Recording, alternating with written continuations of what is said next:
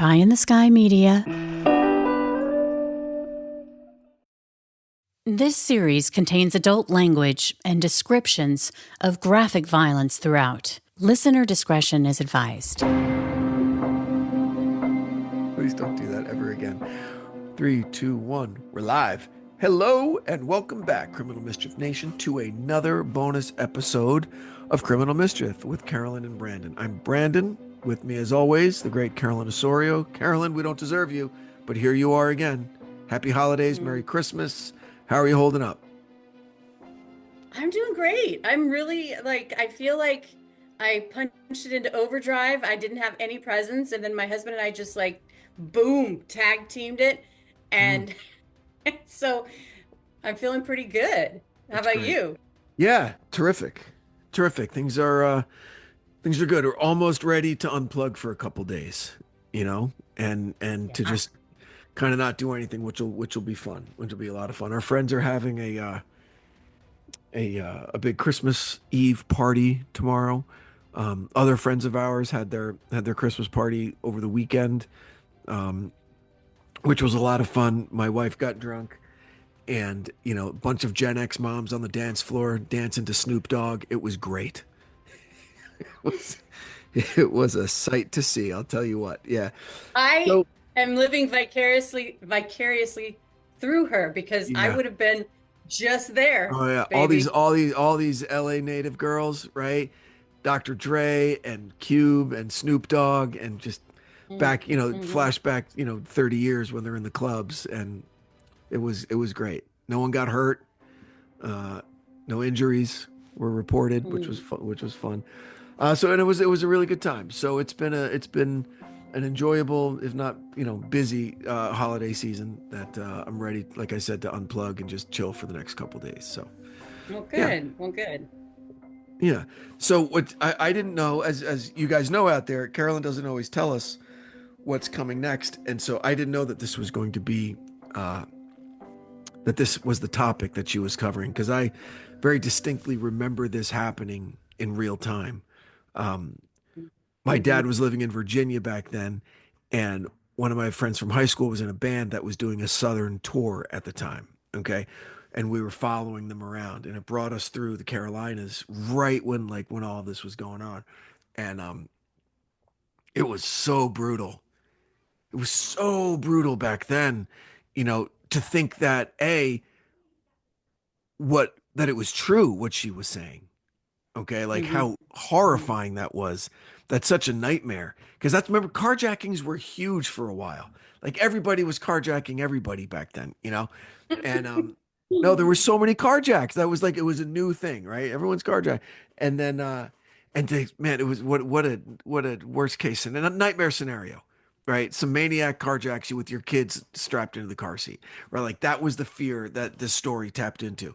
And of course, she said it was a black dude, a very non-descriptive, black guy that did it. And which you discussed and we'll get into later, how, I mean, just effective that accusation was. You know what I mean? Just disgustingly And effective. that she knew, and that she Of knew course, of how effective course. it would be, because that's very specific, you Oh, know.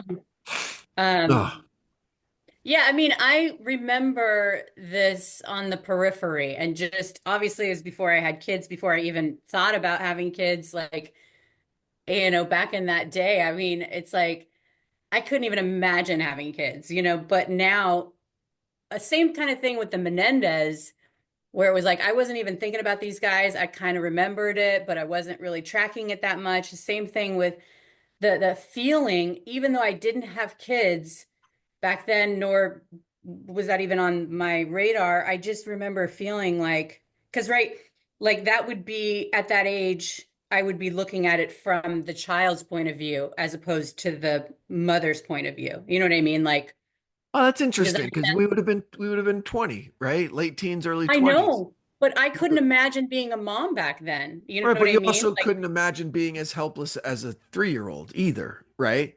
right, but the idea of like, how could a mother do that to her child? Right. Especially because then listening as a mom, like I just and hearing the charade for 9 days of and knowing, you know what I mean? It takes a different kind of person to be able to do that for 9 days. And You it know, the entire, feels not just like, a local community, but the entire nation, yeah, and being giddy and like excited when all these cameras are being, focused on you. turn on the waterworks, I right? mean, right, but I mean, it's like, The and you know what crocodile happened. tears. You know that you're a massive liar. Right. That's like Scott Peterson, right? Just lying to the national media.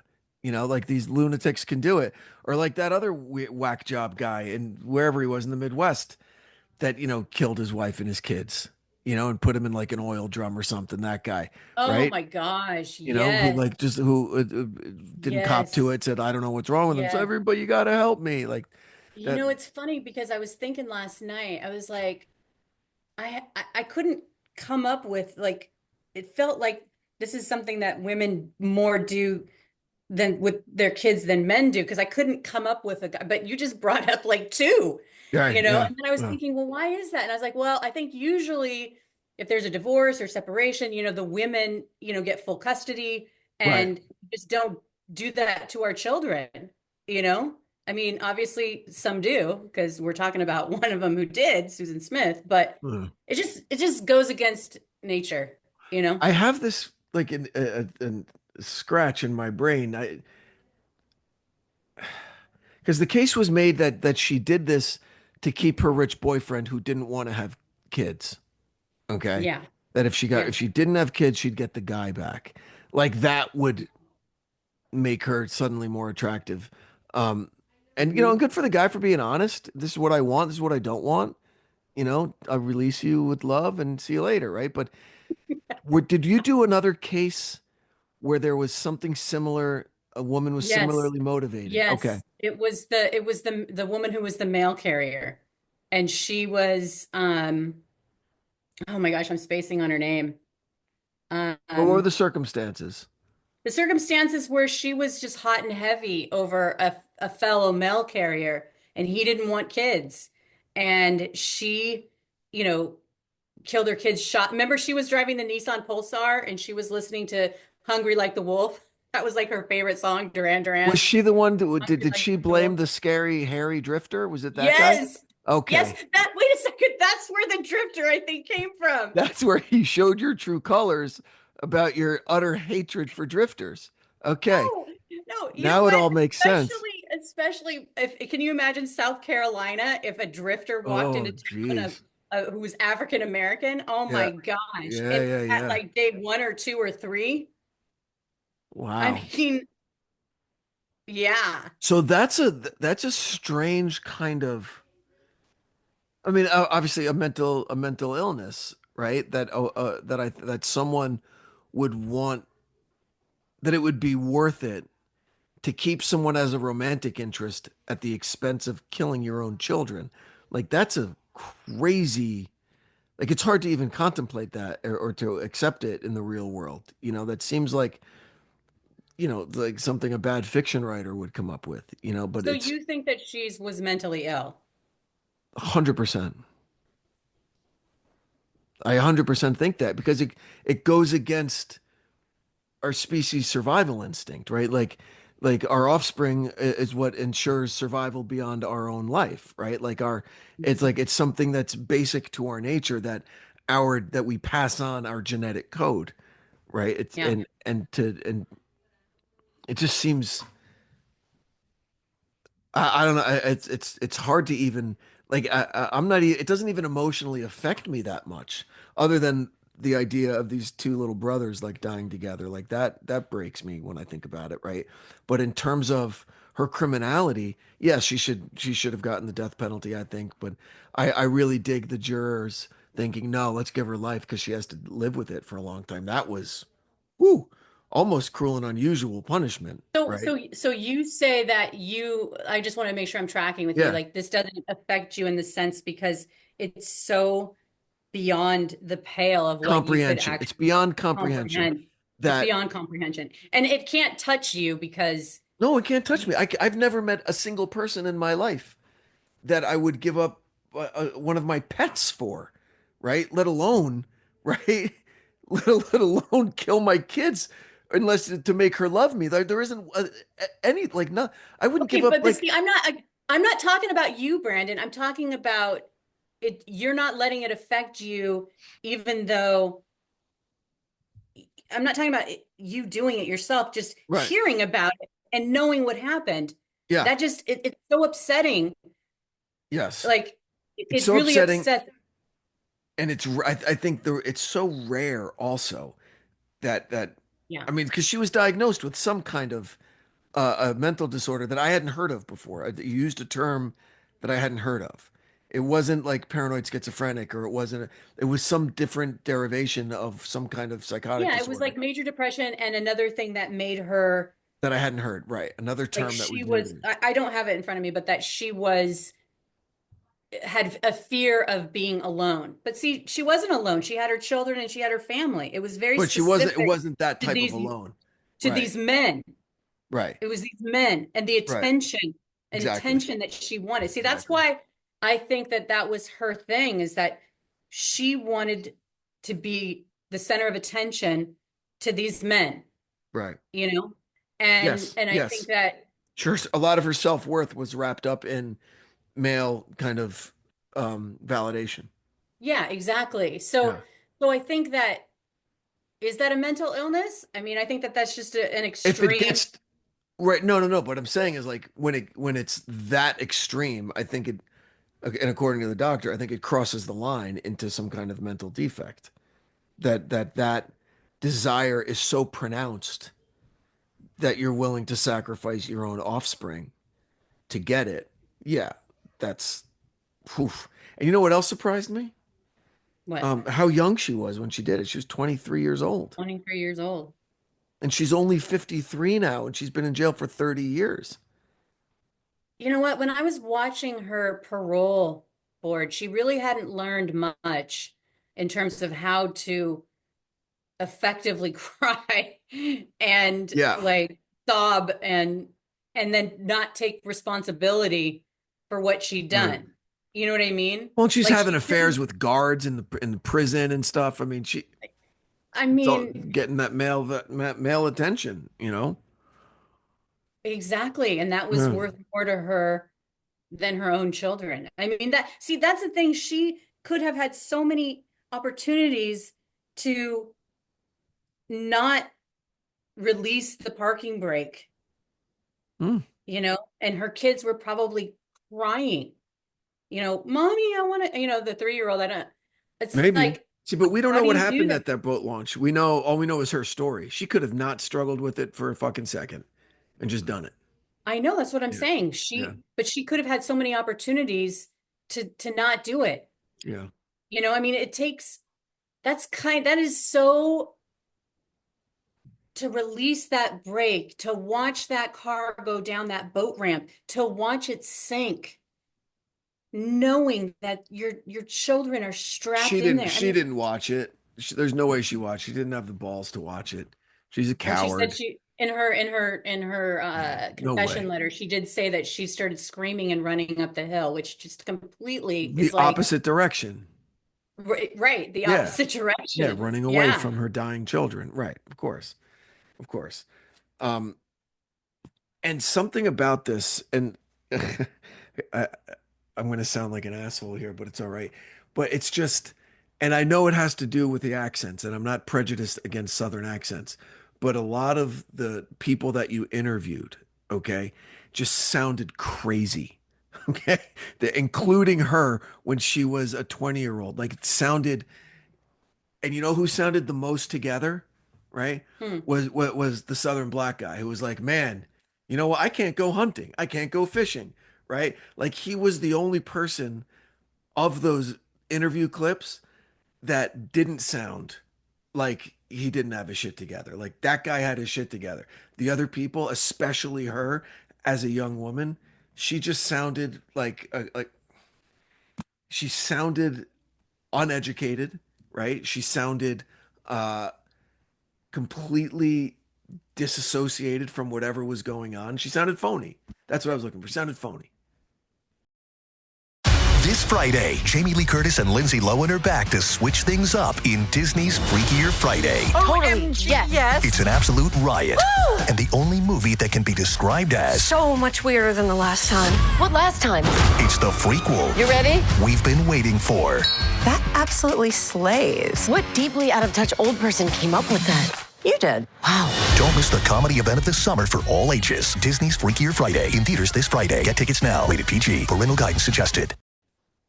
But when you saw her before you knew what happened, do you remember what you thought? If you thought she sounded phony back then, do you I remember? thought, yeah, I did. I did. Yeah. And I didn't know what the case was still. I still didn't know what the case was. Okay. Really? Until about halfway through. Right. I had no idea.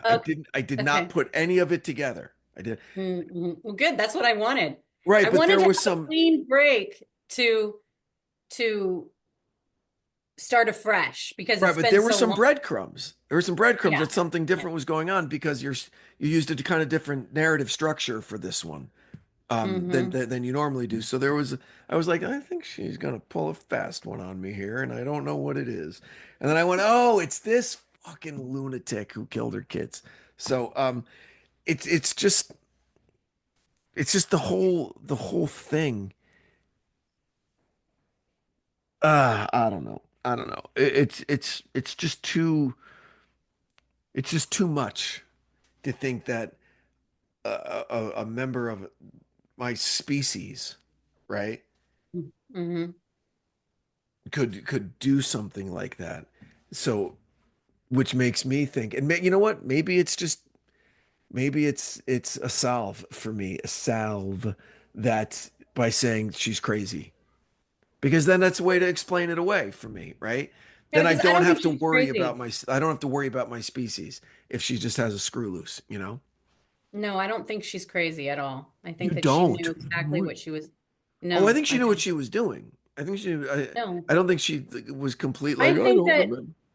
I think that her desires outweighed her children and she was driving around. I mean, look at it. She put her wedding dress, her photo albums, the Dear John letter was in the car. Like she was like ripcording out of there and thinking, not only am I going to ripcord out of here, but I'm going to be the victim of this. Right. I'm going to be that on stage and I'm going to get attention. And for some people, like the woman we covered last week, the stalker, how Right. she'd be there getting the text at the same time, talking about it as if she's the victim of this, getting to turn the screws on Dave Krupa, like, look at what I'm doing for you. I'm staying with you, even though, your psycho girlfriend, ex-girlfriend is after me. Like, I think that there's just something about that kind of attention that women like this seek, and it's stronger than their desire to take care of their kids. But I mean, she had two suicide attempts in her teens, right? Yeah, but she Is it didn't do it. right? But she had attempts, right? And clinically speaking, doesn't that qualify as a mental disorder? Doesn't that qualify as some? I'm not a therapist or, I or a mean, I'm mental not health a doctor expert. either, but Right. it could be the thing, and I don't want to upset anybody because No, no. someone taking their own life or attempting to take their own Of life, course, it's very, very is serious. it's very serious and it could be considered a cry for help. But then eventually, people do it who have tried multiple times and then they Yeah. do it. So it's like I don't know, but I know based on what she did to her children and how she kept up this ruse for 9 days, leaning into it, you Hmm. know, with all those cuts of her like the hardest part is not knowing. Oh, just take care of them. Just take care. Bring them home. Take care of them. And going on the news, We going on what, like the fucking we Today Show love or you. We love you. I mean, Good Morning America. Yeah. can you imagine doing that? I mean, you were an actor, and can you imagine having the wherewithal to do that? No, but I'm not a psycho. I know, but you could play one, right? No, yeah, no, but what I'm saying is that that's different than actually doing it. Playing a psycho, like Javier Bardem isn't actually a psychopath, okay? but he was an accurate portrayal. Hannibal Lecter is a fake person, right? But that's the thing. She actually did it. And I I think she know, was but able to do it because she acted like she didn't. Her performance was acting like she was the right. victim. And I think you're making my point that that is what leads me to believe that she's a fucking psycho, right? Because she has the ability to be this despite this, right? Like she can turn it off and put on this show, whereas a normal person, and what did it took a cop sitting in a church with her saying, "Hey, it's time," and then she finally cracked, right? So Well, because she knew her story was just falling apart. She knew that yeah, everybody, she had nowhere to go. She had, she would have probably kept it going if everything was. I mean, she's at a light that she says red and it's constantly green unless there's another car at the intersection. yeah, something And then that's so she said that it was easily at a different intersection, and then the sheriff was like, "Well, we just happened to have a sting out there, and so there's nobody saw you in your right. car." And then she tried to come up with a whole nother lie, and it's like she Something was caught. so easily disproven, you know. She obviously didn't think it through that much. She thought her big idea was, blame a black guy, and that worked for a while. It's That's disgusting. why I'm saying she planned this. Hmm. That's not crazy. That's evil and like, super manipulative and like you know, she knew that they were for 9 days that they were going after Hmm. young black men Didn't care. wearing a toboggan hat. Right. Hey, And she this didn't looks like our care. guy. So she's at least a sociopath, right? She didn't care. Definitely, Yeah, she didn't care. Oh, so definitely. here's what One I, thing we haven't talked about, hold on a second. One thing yeah. we haven't talked about is the husband. My Yeah, gosh. poor guy. And how he stood by her side and he's like Yeah. holding her hand and he's But now like, he's the biggest one. He's going to be at every parole hearing making sure she stays in jail. he is, but like you should have seen in the interview. I mean, the guy just looked crushed. Like his whole, I mean, he not only took his boys' lives, his children's lives, but like the amount of damage and stress and like heartache that this guy has gone through. It's just the community with like struggling with like this racial divide at because of her, and it's just like, yeah, it just, So my question, yeah. the one thing that I don't understand from the episode Hmm. is it was purposely kept from the jury Yeah. that a life sentence doesn't mean you die in jail. Like they purposely didn't tell them, like they're not Because allowed it to know. because it was the law back then for whatever reason. They But had to couldn't everyone just look up the law? It's on the books. Like, couldn't they I mean, educate themselves? I think that by the time they were in the jury box, like they're not going to go, this is 1994, they can't just immediately take their phone and Google No, blah but blah what if they blah. asked I mean, if one of them asked the judge, did the judge have to lie to them? The judge just said you have to do it based on life in prison or All right, um you're not going to have or the the answer death to this, penalty. but my question is, uh, Yeah. yes, Your Honor, if we give her life instead of the death penalty, if we give her life in jail, does that mean she'll die in jail? Will she be there forever? Is that what that means? Would the judge be able to answer them honestly?